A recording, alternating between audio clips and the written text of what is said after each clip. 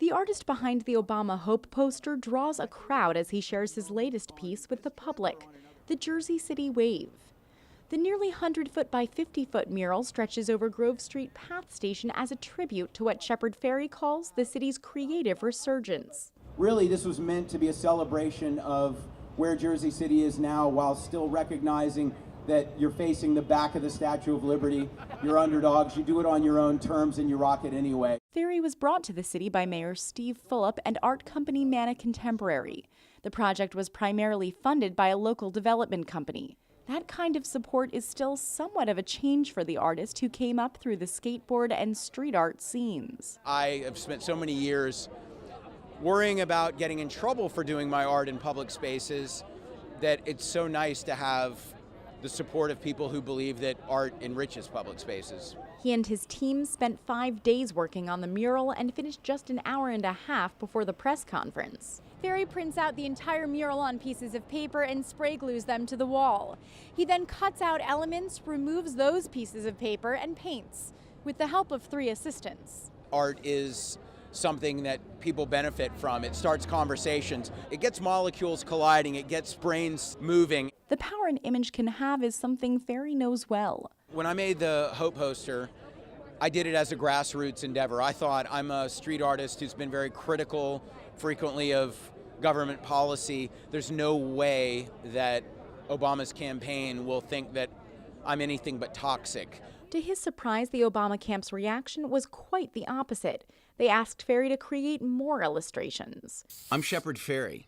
Fairey's work has become iconic, so much so that there are multiple apps and websites for fans to create their own posters in the same style. I'm really happy that the Hope posters become a reference point, and I have very complex feelings about Obama as president, about how my art is sometimes reinterpreted. He says the image is sometimes reimagined in ways that are critical of the president and of Fairey himself. But it's a net positive because I think that what I did, coming from very few resources and from an outsider perspective, demonstrates that grassroots art can make a difference. As the event comes to a close, Fairey is crowded by autograph seekers and artists.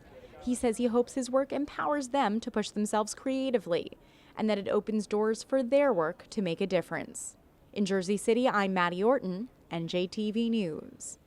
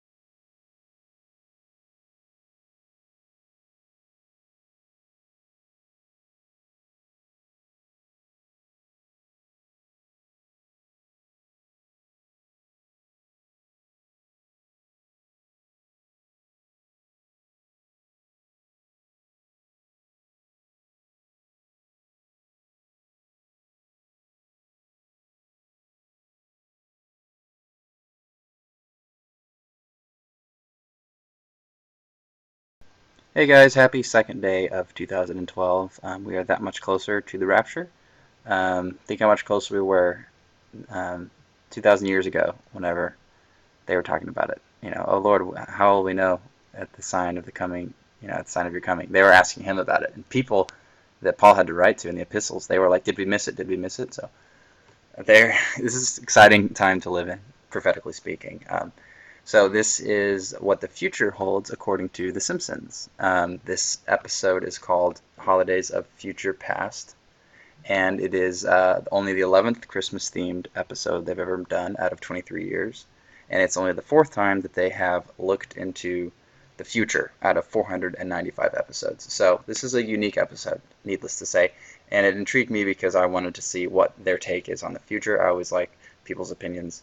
And we've seen The Simpsons hint at events before they occurred, such as 9/11. Just any YouTube video will show the evidence, and they always reference Illuminati, and they have pictures of the all-seeing eye all over these episodes. And as much as I love it, it's just once your spiritual eyes are open to this enemy-occupied territory that we all live in, it's hard to enjoy anything that's really popular because, unfortunately, Satan has his fingerprint on a lot of stuff. But God allows him to do this. Anyways, I digress. So here we go. It takes place in March, on March 2nd of 2041, according to The Simpsons and their writers. This is a funny little montage of them growing up. So we see, Lisa grows up. She becomes lesbian. Bart flunks out. Lisa marries what's his face. Anyways, I'm just trying to get to this one scene here after they have an empty nest. This definitely caught my attention. Alright, Maggie grows up. She becomes a rocker. Bart, couch potato. Get out of here. Okay, vacation time. There we go. That is clearly Manhattan, and it is deep underwater. I mean, there's a lot of water. So, an event like this, it would have to get this much water staying over New York and not like it's a tidal wave. It's definitely inferring some kind of a pole shift. And then what's the next image? The South Pole is now a desert. This is showing rapid, climate change, rapid, sudden change. This isn't over millions of years or thousands of years because Homer and Marge are only 10 years older. So the implication here has to be considered. Obviously, I could just be reading into it and they're just making funny jokes. But, let's be wise as serpents and gentle as doves, as the Bible says. All right, the next scene here is definitely my ears perked up when I heard this one. First of all, everyone has chips in their brains, and they can plug into the internet like this. Looks like Mark of the Beast to me. 442. Hang on. Sorry for the Paul Bagley technology, as he would call it. This is Clay Daly technology. Here we go. Let's check this out. My mom would have some ideas. Why don't you take Santa to your parents for Christmas while I nurse my allergies in one of the non-Christmas celebrating states? You could go back to Michigan. It's still under Sharia law. Yeah, but they always make me wear a veil. Okay, keyword here is still under Sharia law. The implication there has to be that a greater region or the entire country was under Sharia law at some point. And remember, this is the year 2041 in Simpson land. So that one was interesting. There's definitely more hinting at Sharia law later in this episode. 603, it was just, I'll go to it. It was just showing that they have chips in their brains. They get what's called B-mails. It's a virus. Too late. They get B-mails instead of G-mails. That was funny. But that's definitely hinting at the beast and how that it's good and that society accepts getting chips in your brain, on your forehead or in your hand. This one's in the brain. Okay, 726. This was really depressing. And the Flanders character, he's one of the only Christian characters on the show. And, they always kind of poke fun at the Christian character. But this one was just a blatant blind punch at the Christian faith and what we believe our eternal salvation is through Jesus and what we get. But according to The Simpsons, this is what happens when you die. Accidentally killed Edna. I married Maud's ghost. There is no God, Nettie. It's just an empty, meaningless void. Gee, pretty.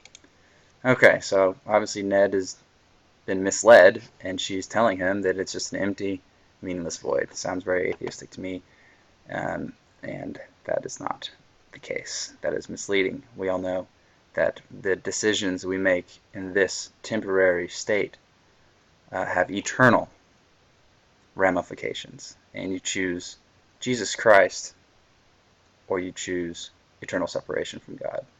So that is the truth, and this is not 848. Here's more plugging into the computer. Here we go. Oi! Can I get a fill out for my head? Suicide pills, Mohawk gel, 20-year-old business. 20-year-old business week. So this is saying that in the year 2020, cannibalism will be something that everyone is doing. It's the new gold. It's the new currency.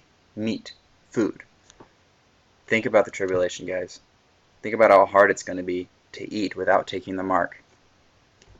People have reverted to cannibalism by being stuck on a mountain from a plane crash or being on a lifeboat. You don't think they're going to do it when gas prices soar and you can't drive to your Walmart to get food and no one knows how to grow crops anymore? I mean, if you cut off the oil source and you throw an EMP above the USA and power goes out, where are people going to get their food? In the cities. Where is it coming from? It comes from trucks delivering it.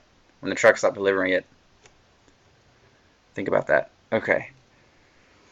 Oh, 9/11. Look at that. That's a good number.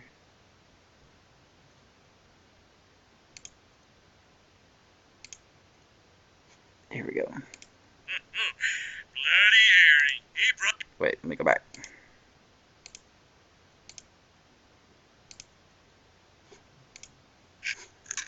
Hey, sweetie. Marge said there was some family tension. And at Christmas of all times. My daughter thinks I'm a ruthless tyrant, like Hitler or Prince Harry. Okay, ruthless tyrant, like Hitler, Prince Harry. Bloody Harry. He brought back beheading in a big way. Now I'm gonna... He brought back beheading in a big way. Golly, I gotta pull up this image for you guys. Sharia law, beheading.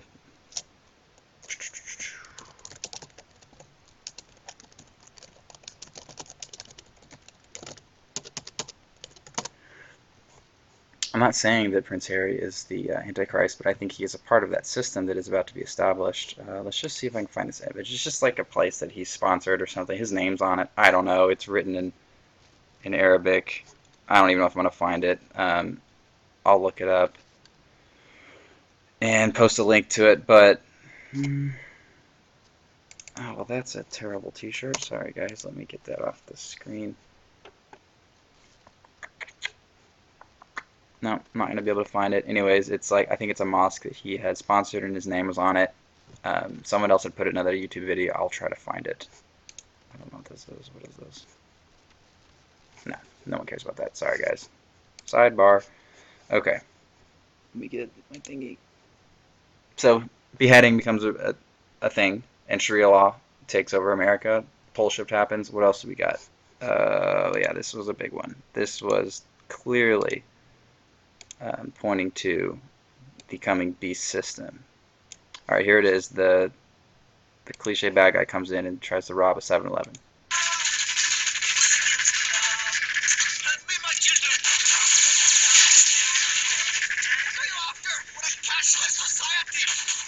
What are you after? We are a cashless society.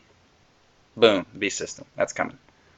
That's Revelations, I think 13:13. Buy or sell without this mark. Anyways, so that's the future. The Simpsons. Oh, there was one more that was just kind of silly. Nothing else really significant, but this caught my attention. Even a robot built only to... No, hurry up. These are the love robots that even reject him. Here it is. Montgomery Burns Institute for Soul Extraction. And then later on, I shouldn't be laughing. That's actually a very real thing. I'm going to find the verse. I don't even know what book it is, but I know that in the Old Testament there is reference to a clan of people that worship Osiris or Dionysus, and they had these wristbands on, and one of the prophets was calling them out, was saying, I know you hunt my children's souls and store them in your wrist, or like birds, you scalp their souls or whatever. As in the days of Noah, so shall it be in the coming of the Son of Man. What is the number one connection with all abduction stories? The cliched probe, right? I mean, the genetic harvesting, DNA harvesting, anyways. So Satan is trying to get what God breathed into Adam's nostrils. He's been trying to crack that code forever. Look at how much money the royal family has given to that giant super collider. I forget what it's called. It was billions of dollars, and they're researching what's called the God particle, the Biggs-Hosen particle. That is that's the Tower of Babel. That's technology that humans should not be able to attain, and we're close to achieving that. And God's going to step in before. So we know we're running out of time because we're about to crack the God code, and God's not going to let that happen. We already cracked the human genome, and he was not pleased about that. But we know that comes into play in the latter days. Later on, 7:16, it shows the soul extraction. Get me another beer. Quit making me. There we go. Did you see that? Who was walking someone to soul extraction? Get me another beer. Quit making me fat. There we go. We got Satan walking in Burns to the soul extraction. So that's it for my Simpsons commentary. God bless you guys. Keep your eyes peeled. The Lord's coming back. Can't wait to see you all in the sky. Love you guys. God bless.